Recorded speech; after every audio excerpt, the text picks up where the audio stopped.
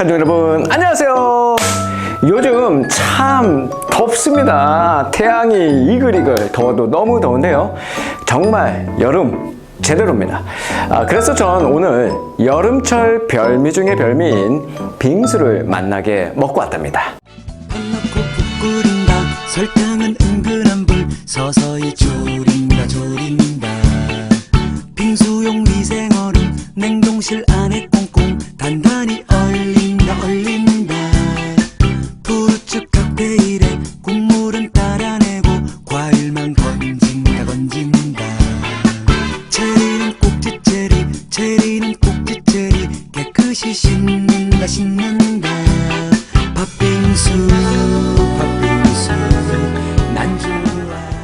빙수는 얼음을 잘게 부수어서 갈아서 시럽과 함께 팥, 과일, 우유, 떡, 젤리 등 여러 가지 재료를 넣어서 만든 맛난 여름철 별미입니다. 눈을 감거나 얼음을 갈아서 꿀이나 음료, 과일 등을 뿌리거나 얹어서 먹는 이 발상은 아주 옛날부터 있어 왔다고 하네요.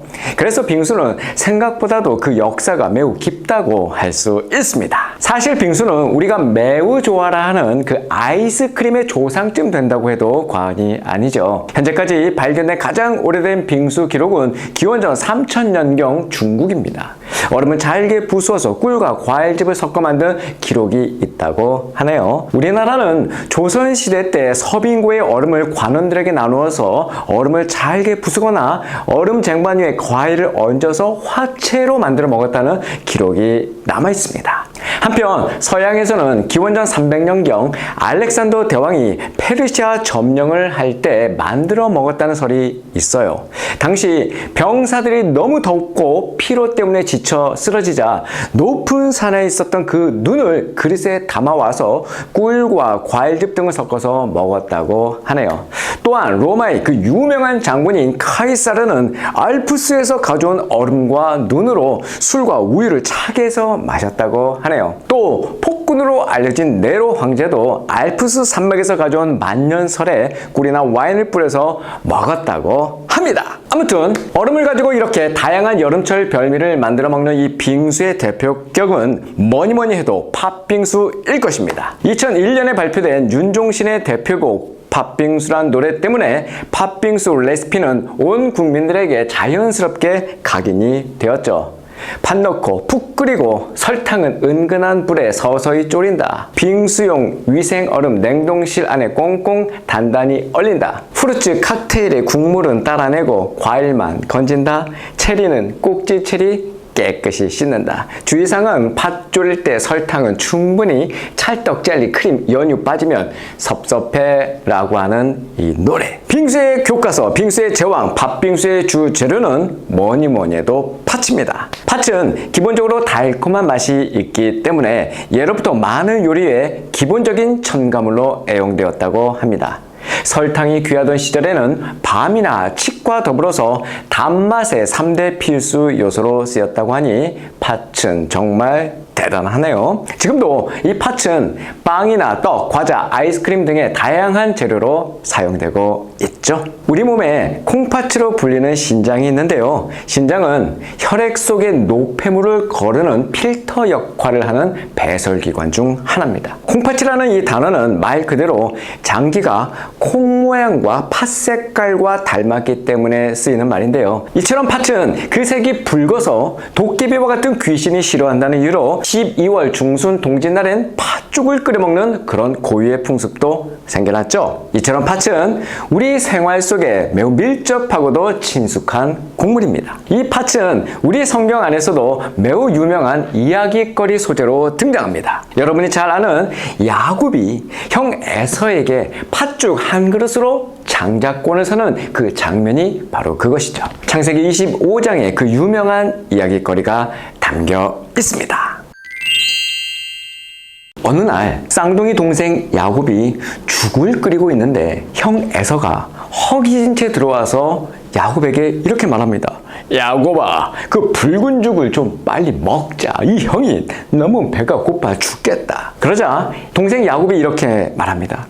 형은 먼저 형이 가진 맏아들의 권리를 나에게 팔아. 그러자 곧바로 에서가 이렇게 말합니다. 야야야, 나 지금 배고파 죽을 지경이다. 지금 내게 맏아들의 권리가 뭐 그리 대단하냐. 그러자 그 말을 놓치지 않고 야곱이 바로 이렇게 얘기합니다. 형, 그럼 나에게 먼저 맹세부터 해. 그러자 에서가 야곱에게 맏아들의 권리를 판다고 맹세를 합니다. 야곱이 빵과 팥죽 얼마를 에서에게 주니까 에서가 먹고 마시고 일어나서 나갑니다. 에서는 이와 같이 맏아들의 권리, 이 장자권을 가볍게 여기고 야곱에게 팥죽 한 그릇에 팔아 넘깁니다. 그런데 여러분, 야곱이 그때 끓였던 죽이 팥죽이 아니라는 사실을 혹시 아시나요? 사실은 그 팥죽은 팥죽이 아니라 렌틸콩으로 만든 붉은 죽입니다.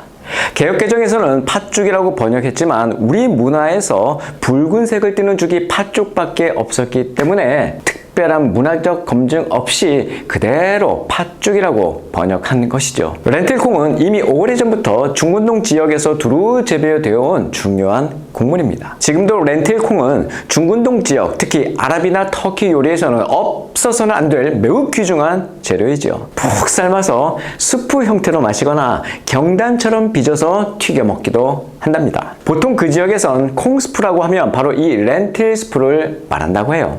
이 렌틸콩은 껍질을 까지 않은 상태는 볼록한 렌즈처럼 생겨서 렌즈콩이란 별명이 있다고 하네요. 렌즈콩이란 별명이 있다면 정말 이 렌즈, 바로 이 돋보기로 그 붉은 죽에 담겨있는 의미를 살펴봐야 하지 않을까요? 에서가 팥죽 한 그릇과 바꿔버린 그 장자권의 의미는 무엇이고 야곱이 그토록 장자권을 원했던 이유는 무엇인지 오늘 이 돋보기로 함께 이야기로 들어가 볼까요? 에서의 장자권은 아버지 이삭, 할아버지 아브라함으로부터 흐르는 하나님의 언약이 담긴 통로입니다. 이 세상 그 무엇보다도 소중하게 여겨야 하는 것이죠. 그런데 이 장자권은 눈에 보이지 않습니다.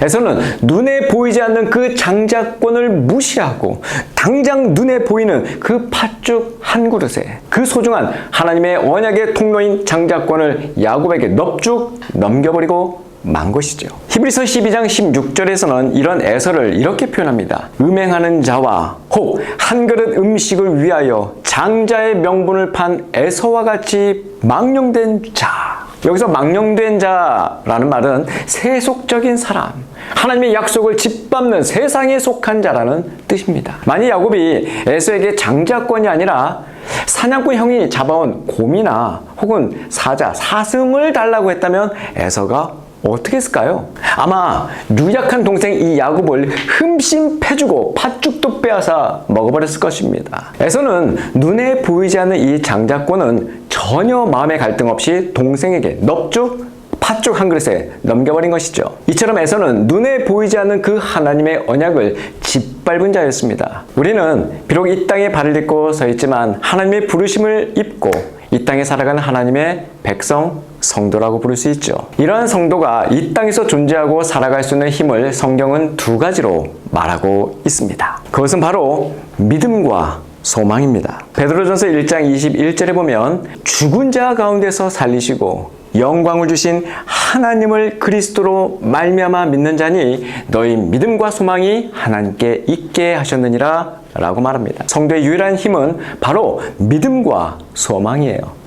그런데 이 믿음과 소망은 눈에 보이지가 않습니다. 히브리서 11장 1절에도 이렇게 나옵니다. 믿음은 바라는 것들의 실상이요 보이지 않는 것들의 증거다. 보이지 않는 이 믿음으로 우리는 구원을 받게 되는 것이죠. 에베소서 2장 8절입니다.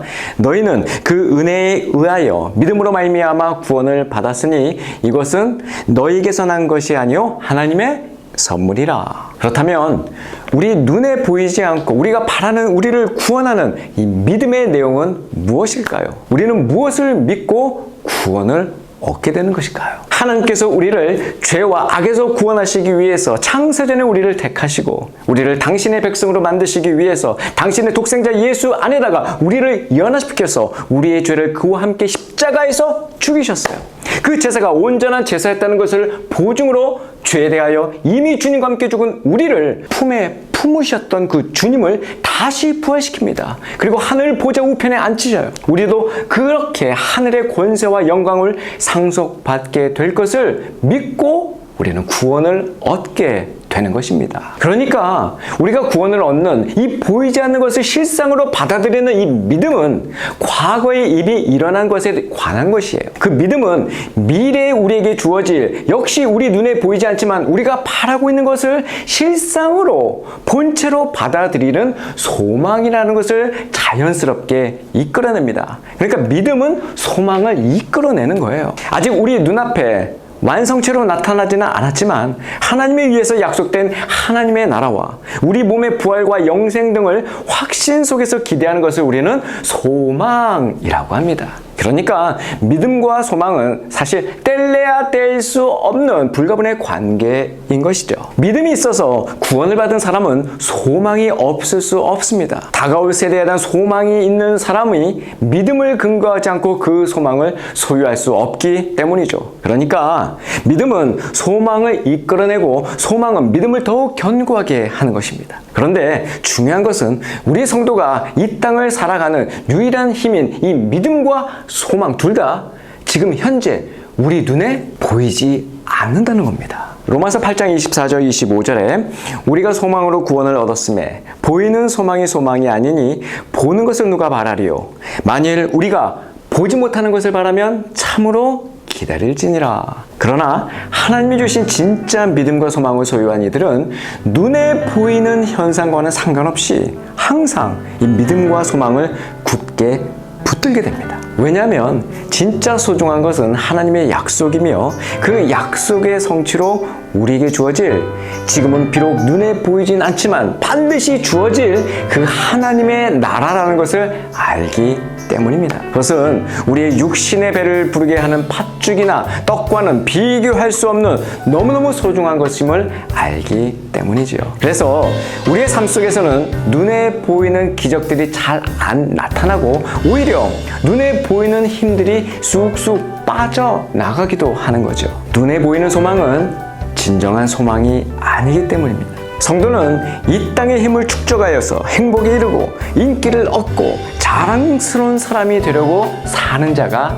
아닙니다. 오히려 이런 것들은 다 내려놓고 하늘 소망을 바라보면서 우리 몸의 온전한 구속과 부활을 기대하면서 하나님의 약속을 이 땅의 팥죽과 냉큼 바꿔먹는 그런 경솔한 일에서 떠나야 하는 것이죠. 이제 우리 고작 그 팥죽 한 그릇에 우리 마음 빼앗기지 마시자고요. 여러분, 무더운 여름 건강하게 잘 지내시기 바랍니다.